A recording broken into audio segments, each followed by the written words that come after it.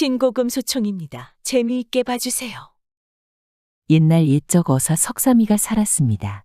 그는 어질고 배려심이 많은 어사였습니다. 이 석삼이에게는 하인 칠복이가 있었습니다. 칠복이는 석삼이 말이라면 죽는 신용까지 하며 올바르고 착한 하인이었습니다.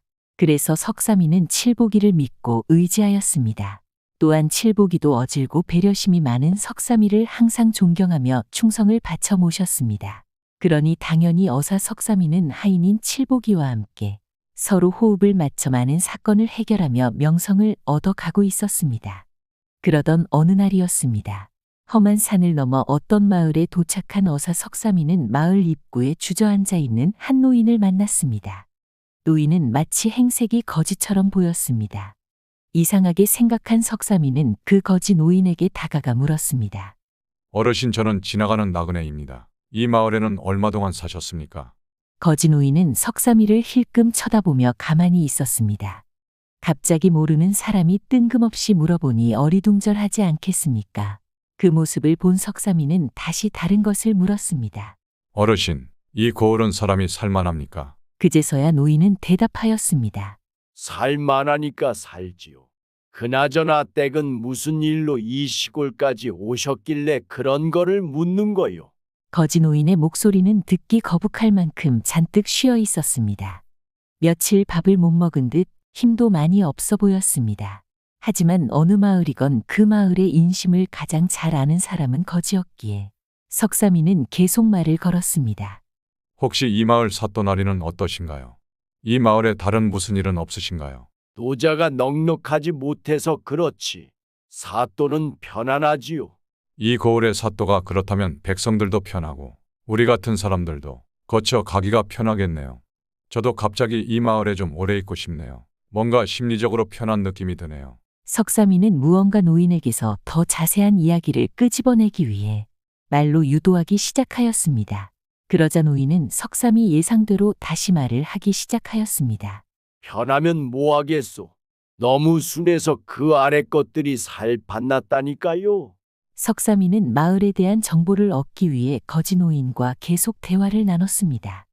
그러던 중 문득 허리춤이 가려워 손으로 긋다 깜짝 놀랐습니다. 감춰야 하는 마패가 빼꼼히 나와 있었기 때문이었습니다. 바로 석삼이는 잽싸게 숨겼습니다. 하지만 때마침 우연인지 거지 노인이 벌떡 일어나 뒤도 돌아보지 않고 마을로 도망치듯 사라지는 것이었습니다. 그 모습을 본 석삼이는 당황하기 시작하였습니다. 칠보가 이거 큰일이구나. 왠지 어르신이 이 마패를 본 것 같은데 그 어르신이 마패를 보았으면 큰 낭패인데 말이야. 이거 왠지 불안하구나. 걱정하지 마세요, 나리. 못 봤을 거예요. 나이도 많으시고 순식간의 일이라 걱정하지 마세요. 그래, 알았다. 칠보가 어서 가자꾸나. 석삼이는 자신의 실수를 잊으려는 듯 칠보기를 재촉해 마을로 들어갔습니다. 이 마을에 뭔가 있는 것 같구나. 아무래도 이 마을에서 며칠 지내야 할 것 같다. 내가 보았을 때 사또는 괜찮은 듯하지만 그런 사또를 이용하여 욕심을 채우려는 무리가 있는 것 같다. 유심히 지켜보자. 네, 나리. 저도 그렇게 생각이 듭니다. 알겠습니다. 석삼이는 칠보기와 함께 주막으로 향했습니다. 주먹에시오. 여기 밥상 하나 차려주시오.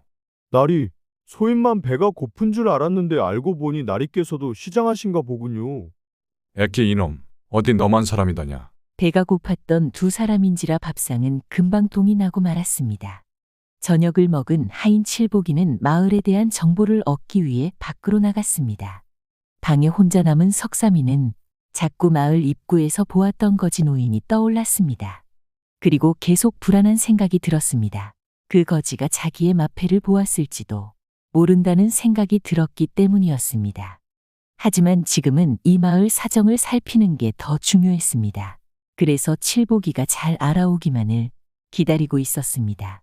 칠보기가 잘 살펴보고 와야 할 텐데. 그래, 아마 잘 살피고 올 것이야. 석삼이는 걱정을 떨쳐버리듯 혼자 중얼거렸습니다.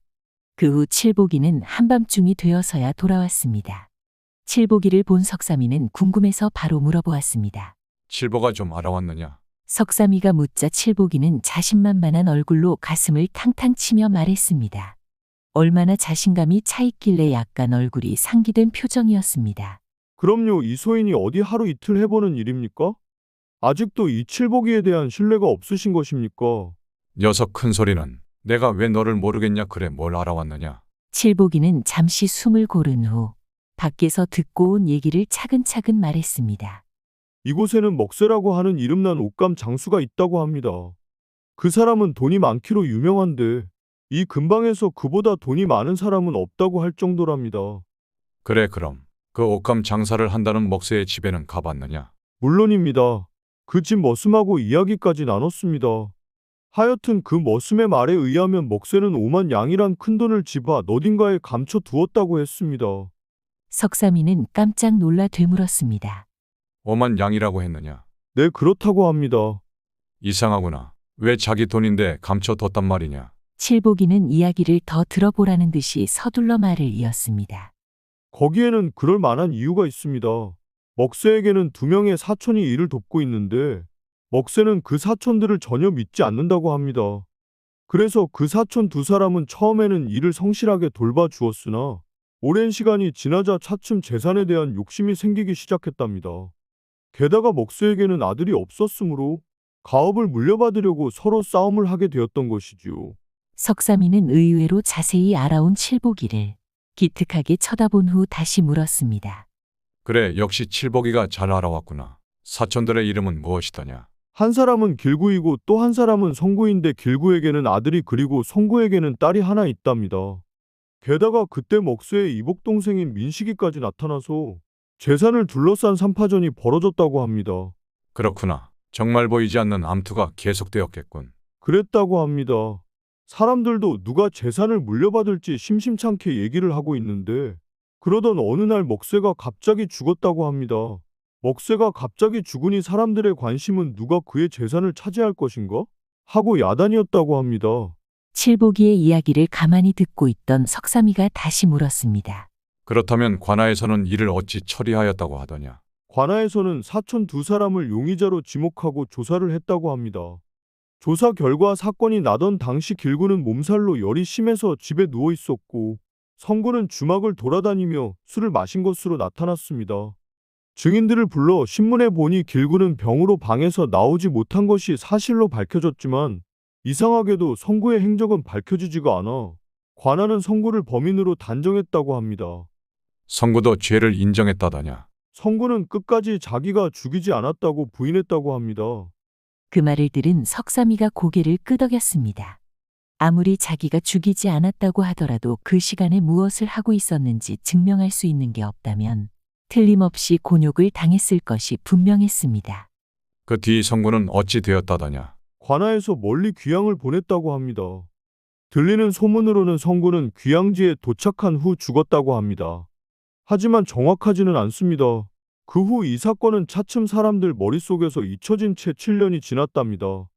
그런데 이상한 일이 일어났습니다. 7년이 지나자 또다시 길구가 죽게 되었다고 합니다. 이게 간단한 사건이 아니구나. 분명 뭔가가 있는 것 같구나. 그래 칠보가 정말 수고 많았다. 이제 좀 쉬거라. 그래도 내가 너를 만난 게 정말 행운 같구나. 칠복이는 석삼이의 칭찬에 어깨가 들썩거렸습니다. 그 뒤 칠복이의 이야기를 모두 들은 석삼이는 뭔가를 곰곰이 생각하기 시작했습니다. 다음 날이었습니다. 정보를 알아보기 위해 밖으로 나갔던 칠복이가 황급히 돌아왔습니다. 나으리. 무슨 일인데 그리 호들갑이냐. 침착하게 말해보거라. 길구를 죽인 범인이 밝혀졌답니다.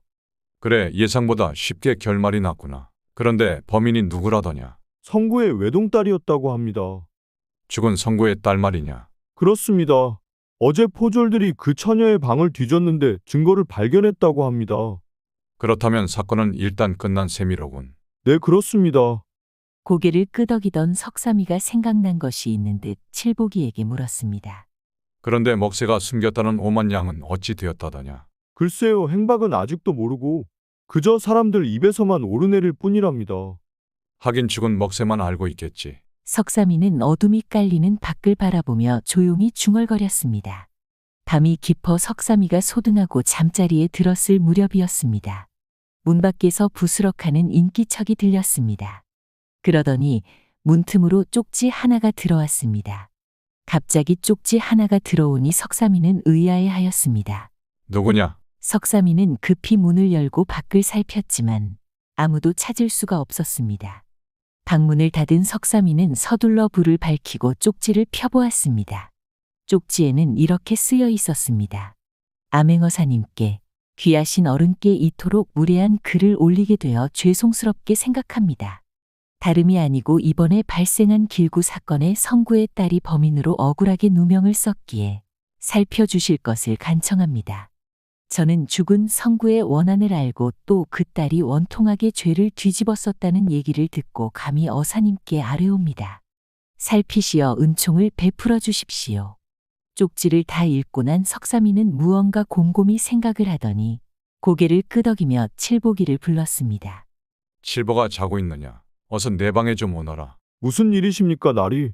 석삼이는 칠보기에게 쪽지를 보여주며 말했습니다. 이 밤중에 이게 무슨 쪽지입니까? 성구의 딸이 범인이 아니라는 쪽지이니라. 그런데 이 쪽지만으로 어떻게 그걸 믿습니까? 그리고 누군데 나리의 정체를 알고 이 쪽지를 보냈을까요? 그러게 말이다. 나의 정체를 밝힌 것도 아닌데 어떻게 알았을까? 하지만 말과는 다르게 석삼이는 마을 입구에서 보았던 거지의 모습을 떠올리고 있었습니다. 석삼이가 칠보기에게 물었습니다. 왠지 이복 동생이 계속 마음에 걸렸습니다. 석삼이의 이복 동생은 어떤 자라고 하더냐? 조사한 바에 의하면 백수 건달이라고 합니다. 석삼이는 생전에 그 동생을 믿지 않아 그저 용돈이나 조금씩 주었다고 합니다. 그 자는 지금 몇 살이냐? 신정도라고 합니다. 궁금한 것을 모두 물어본 석삼이는 칠보기를 돌려보내고 잠자리에 들었습니다. 다음 날 아침 식사를 마친 두 사람은 주막을 나섰습니다. 어디로 가십니까, 나리? 저한테 미리 좀 말씀해 주십시오. 애기 이 녀석 그냥 따라오면 되지 않느냐? 오늘은 꼭 사또를 만나야겠다. 사또라뇨? 어찌하시려고 그러십니까? 무슨 방도라도 있으신 것입니까? 저에게 조금이라도 말씀해 주시면 안 되겠습니까? 그냥 조용히 따라오면 알 것이다. 석삼이는 칠보기의 묻는 말에 가볍게 대답한 채 걸음을 재촉했습니다. 석삼이는 무언가 생각이 있는 듯 하였습니다. 당연히 어산데 분명 무슨 방도가 있지 않겠습니까? 잠시 후 두 사람은 관아에 도착했습니다. 하지만 쉽게 들어갈 수 있을까요? 무슨 일로 왔소? 귀찮으니 빨리 말하시오. 문지기 포졸이 퉁명스러운 목소리로 물었습니다. 사또를 만나러 왔소이다. 석삼이의 말에 문지기 포졸은 가소롭다는 듯 말했습니다. 감히 여기가 어디라고 어서 꺼지지 못할까? 사또 나리가 당신 같은 사람을 만날 시간이 있다고 생각하느냐? 사또께 드릴 말씀이 있어서 그러는 것이니 어서 가서 전해주시게나. 석삼이가 거듭 말하자 문지기 포졸의 얼굴이 빨갛게 달아올랐습니다. 이런 방자한 그런 꼴을 해가지고 여기가 어디라고? 혼이 나기 전에 빨리 돌아가거라. 그러자 석삼이가 버럭 소리를 질렀습니다.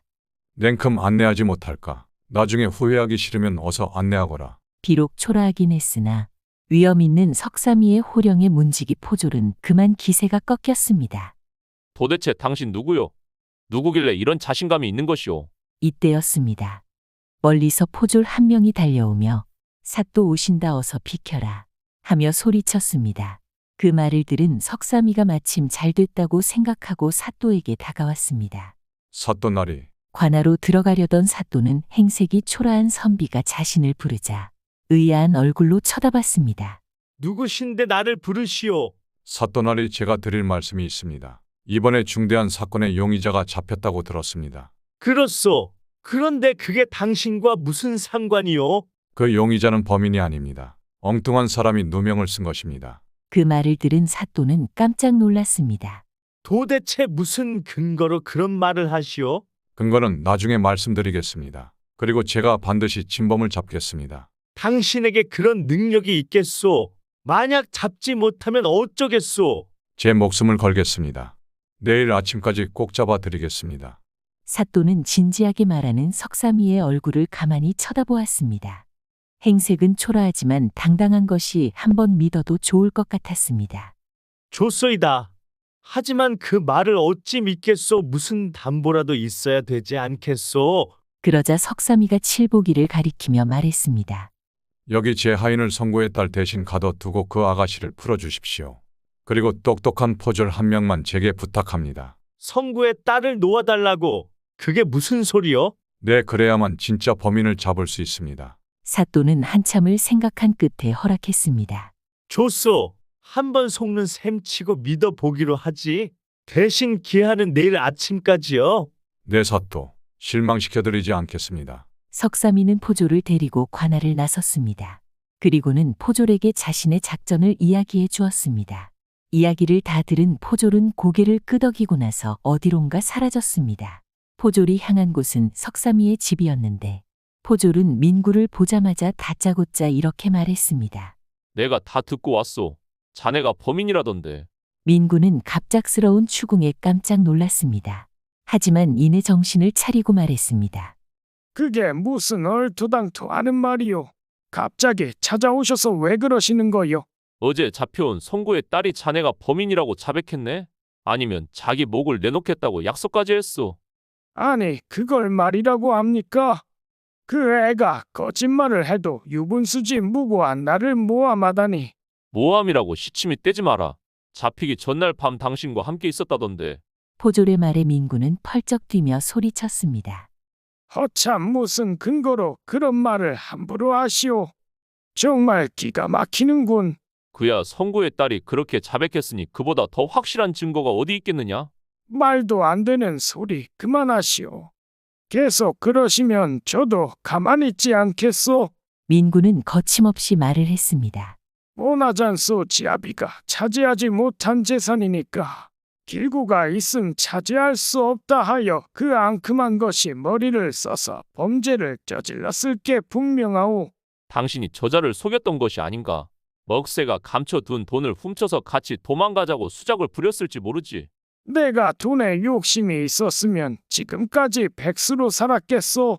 말도 안 되는 소리 마시오. 그 말을 들은 포졸은 민구를 노려보다 몸을 휙 돌려 사라졌습니다. 민구와 헤어진 포졸은 바로 석삼이에게 달려가 민구와 했던 얘기를 들려주었습니다. 포졸의 말을 가만히 듣고 있던 석삼이 얼굴에 웃음이 가득했습니다. 그날 오후 석삼이는 포졸과 함께 민구의 방 앞을 지나며 큰 소리로 떠들었습니다. 내일은 옷감이 있는 방을 뒤져야 되겠어요. 묵은 옷감밖에 없는 곳인데 뒤져서 뭐하게요? 혹시 먹새가 생전에 감췄다는 돈이 나오지 않을까 해서 그렇습니다. 그렇군요. 석삼이는 그렇게 민구에게 들리게 떠들면서 민구의 방을 계속 살폈습니다. 그날 저녁 석삼이와 포졸은 일찍 저녁을 먹고 다시 민구의 집으로 갔습니다. 날은 금방 어두워져서 하늘에는 둥근 보름달이 떠 있었고 별들이 반짝반짝 빛나고 있었습니다. 석삼이가 찾아간 곳은 낮에 민구의 방 앞을 지나면서 떠들었던 그 옷감이 있는 방이었습니다. 한편 민구는 밤이 되자 방을 몰래 빠져나와 옷감 방으로 들어갔습니다. 그는 마치 쥐새끼처럼 옷감을 살피기 시작했습니다. 잠시 후 동전이 부딪히는 소리와 함께 민구의 나지막한 웃음소리가 들렸습니다. 찾았다. 이제 나는 부자다 부자. 민구는 정신없이 많은 동전을 세고 있다가 눈앞에 갑자기 한복을 입은 여자가 불쑥 나타나자 그만 깜짝 놀라 비명을 지르며 나자빠졌습니다.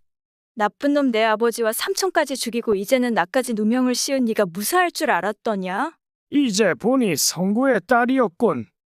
어떻게 관아에서 빠져나왔는지는 모르지만 나라고 너를 그냥 둘 줄 아느냐 어림없는 소리. 순간 민구는 품에서 단도를 꺼냈습니다. 탄도는 창문으로 들어온 달빛을 받아 하얗게 빛나고 있었습니다. 그때였습니다. 네, 이놈 민구야. 내가 너를 가만두겠느냐? 민구는 또 다른 누군가가 불쑥 나타나자 기겁을 하고 넘어졌습니다. 너는 또 누구냐? 나는 성구나. 오늘이 오기까지 내가 얼마나 참고 기다린 줄 아느냐? 민구는 새로 나타난 사람의 정체가 성구란 걸 알고는 너무 놀라 아무 말도 하지 못했습니다. 아니, 너는 분명 죽었을 텐데. 내가 그렇게 쉽게 죽을 줄 알았더냐?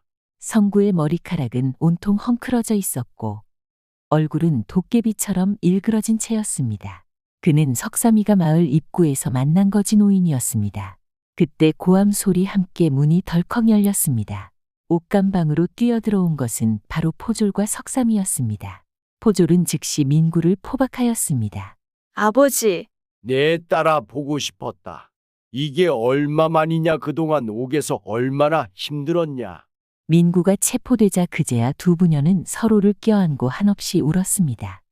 약속대로 사건을 해결한 어사는 포졸과 함께 민구를 끌고 관하로 향했습니다. 그렇게 어사 석삼이의 지혜로 억울하게 살인 누명을 쓴 가엾은 사람을 구해줄 수가 있었습니다. 구독은 자원봉사입니다.